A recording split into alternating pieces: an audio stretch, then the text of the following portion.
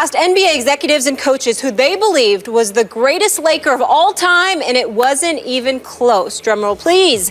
Magic Johnson received 69% of the votes. Of the 65 respondents, 45 said Johnson was the greatest Laker ever, followed by Kobe Bryant and Kareem Abdul-Jabbar, who tied for second with 7 votes apiece, and Jerry West was fourth, receiving 5 votes. Wilt Chamberlain rounding out the top 5 there.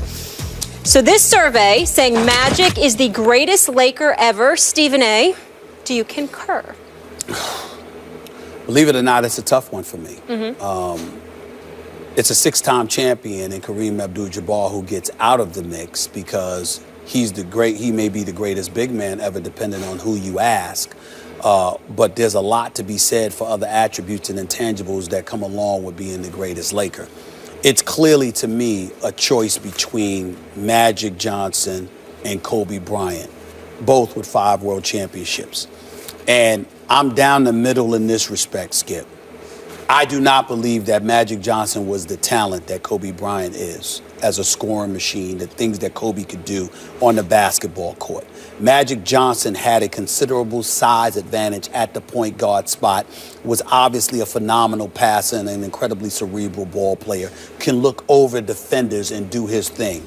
But when he had his toughest times, it was against Dennis Johnson with the Boston Celtics. It was against Scottie Pippen when he was older, 10 years later, 11 years later, and he was going against the Chicago Bulls. So I look at it from a talent perspective, and it's Kobe. But I got to take into account the rings, the winner inside you, and the ability to galvanize the troops around you. And that is where Magic has the edge on Kobe.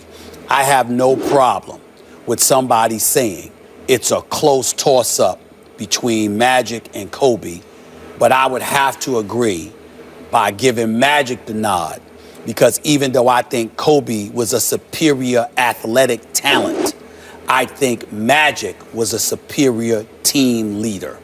And Magic, even though he had better players, because Kobe had, Magic gets applauded for playing with Kareem, Norm Nixon before, and then Byron Scott later on, and Michael Cooper and Jamal Wilkes before James Worthy. You know, I mean, Magic played with a crew of dudes, no question. And he had better players, a collection of better players to play with than Kobe. But I also have to think about the fact, listen, and this isn't popular to say, because we know I love that's my man, Kobe Bryant. But Kobe Bryant Shaq deserves some too, but Kobe Bryant harbors some responsibility for breaking up a tandem that Shaquille O'Neal personally told me just the other day on my radio show, he and Kobe would have won 7 championships together. So when you consider the level of dominance that they could have had, when you consider the fact that they could have been together, and somehow, some way, neither of them can shove aside all their nonsense and stay together and love being a dynamic tandem for the ages, they both harbor responsibility for that. I can't let Shaq off the hook on that. I can't let Kobe off the hook on that. They both showed to some degree of responsibility for the fact that they couldn't stay together. With Magic, I've never seen any of those players that didn't want to be with Magic. Jamal Wilkes, James Worthy, Kareem Abdul-Jabbar, Michael Cooper, Kurt Rambis, Michael Thompson, Spencer Haywood. I mean, the list goes on and on. Everybody who played with Magic, if they didn't want to play with Magic, I never heard it. And I've been covering the NBA for 20 years. I've never heard any player sit there and complain about being on the basketball court with Magic Johnson.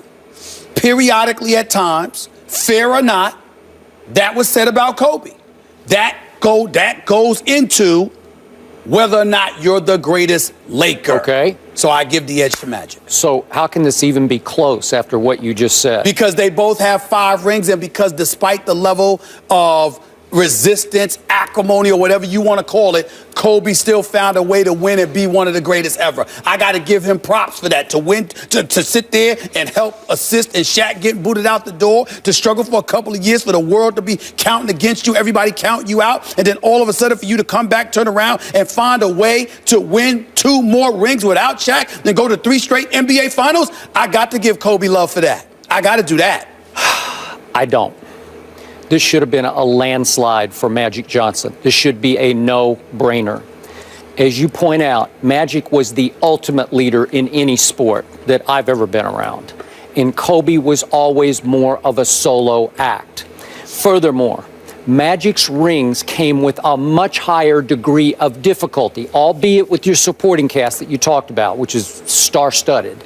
But the difficulty that Magic faced in his career, which was much shorter than Kobe. Remember, Magic only played 12 real seasons before the HIV hit. Yep. And Kobe's now in his 20th season, just for the record.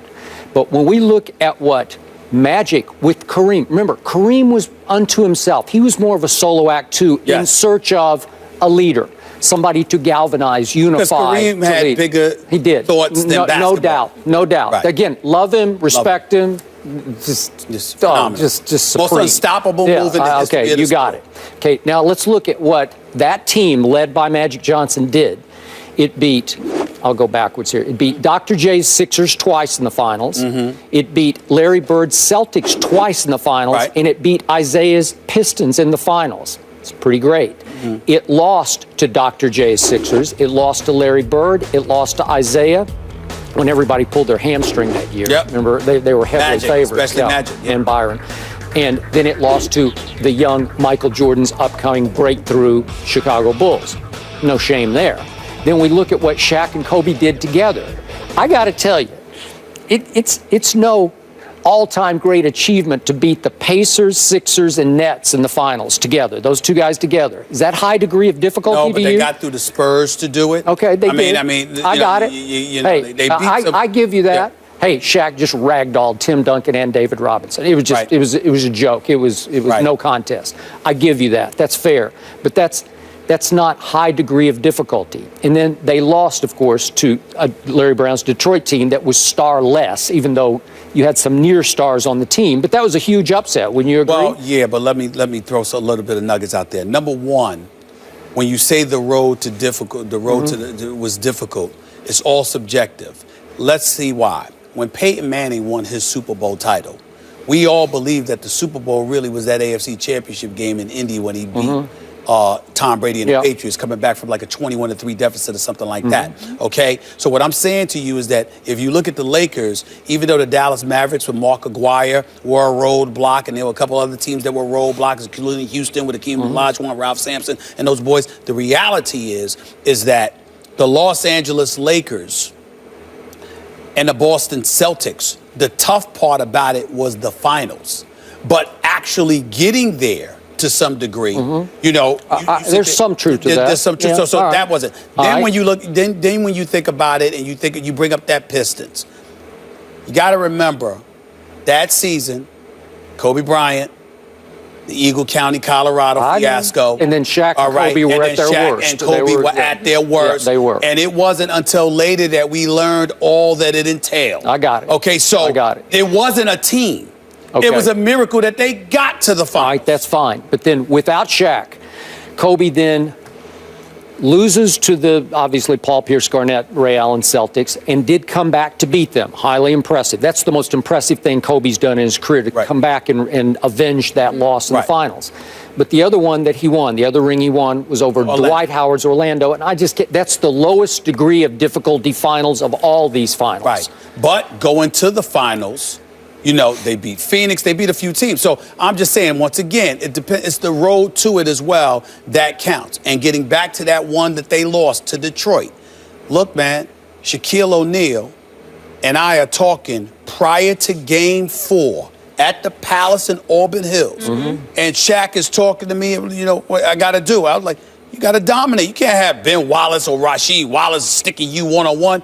Shaquille O'Neal had 17 points and 9 rebounds, if I remember correctly, within the first 15, 16 minutes of the game.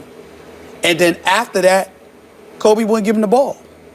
Now, I'm just saying, look at it. I'm saying it was such hostility, and I blame both of them for that. It was such hostility. I don't even know if I can count that because they weren't interested in being a team. All right, greatest Laker of all time. By the way, Magic, I got your back. Skip says Magic by a landslide. Steven says Magic slightly edge So over Kobe. 1-1-8. All-time Laker leaders in points, Kobe, assists, Magic, and rebounds, Elgin Baylor. So now that we've heard Stephen A. and Skip's take on the greatest Laker debate, we want to know what you think. Go to Twitter, cast your vote for Magic, Kobe, Kareem, or the logo. We'll have the updated results later on in the show. We appreciate you getting involved. This I can't wait for. Floyd speaks out about the state of boxing. You don't want to miss what he had to say, and the fellas either. So tell me what you frontin' for. Hey, tell me what you frontin' for.